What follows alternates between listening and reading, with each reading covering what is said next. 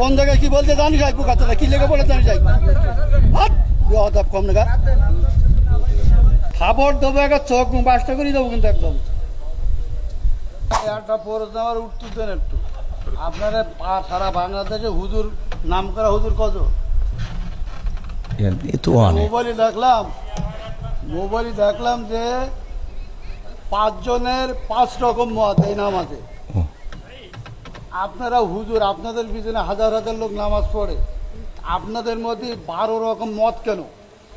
এটা আপনার প্রশ্ন। একজন বললো, প্রথম যে লোক বক্তব্য দিলে আলহামদুলিল্লাহ না পড়লে তার পিছনে যে দাঁড়ায় নামাজ হবে না।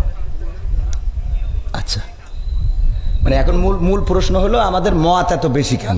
এইটা এত মত বেশি কেন? বক্তব্য দিচ্ছেন, হ্যাঁ সব শুনলাম, আমাদের মধ্যে দ্বিধাবন্ধ দিচ্ছেন তো আপনারা।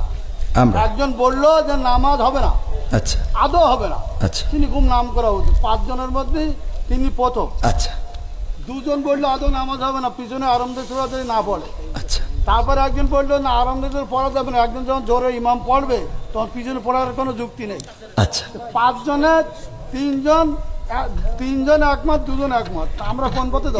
এখানে বিষয়টা হলো ইখতিলাফ আলেমদের না বাবারে। আমার তো তাহলে এবার আমি একটু উত্তর দিই। সেটা হলো আমি তো অত বড় হুজুর এই বিষয়ে বড় হুজুর উত্তর দিক নাকি? আমি শুধু এতটুকু বলি, সেটা হলো ইখতিলাফটা আলেমদের এই ইখতিলাফ এটা এখন শুধু না, বিশ্বনবী সাল্লাল্লাহু আলাইহি সাল্লামের সাহাবীদের যুগেও ইখতিলাফ ছিল। এটা মত পার্থক্য থাকবে। আপনি একজন চেয়ারম্যান, বাংলাদেশে অসংখ্য চেয়ারম্যান আছে না নাই? তো সব চেয়ারম্যান কি একই সুরে কথা বলে? বলেন। ইসলামের মধ্যে ভেদাভেদ হবে কেন? চেয়ারম্যানই করে এক জিনিস আর ইসলাম এক জিনিস। চেয়ারম্যান আর ইসলামের মধ্যে আপনারা তো বুঝাইতে পারবেন না। আমি যদি বলি, যেমন আপনি একজন আলহাজ মানুষ, দেখেন আপনি সব বাদ দেন, ইসলামের বেসিক কিছু নিয়ম আছে। ইসলামের কোনো সম্পর্ক নেই। আচ্ছা, ইসলামের তো আপনি হজটা করেছেন তাই না?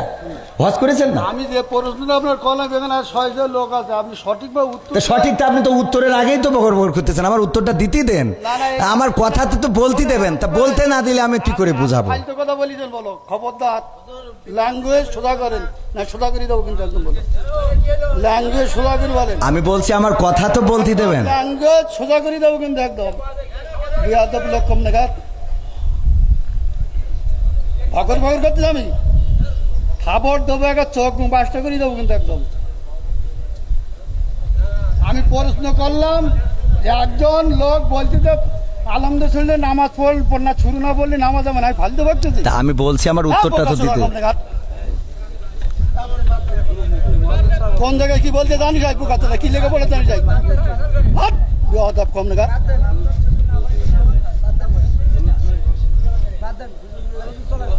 একদম বাস্ত করে দেবো সব একদম।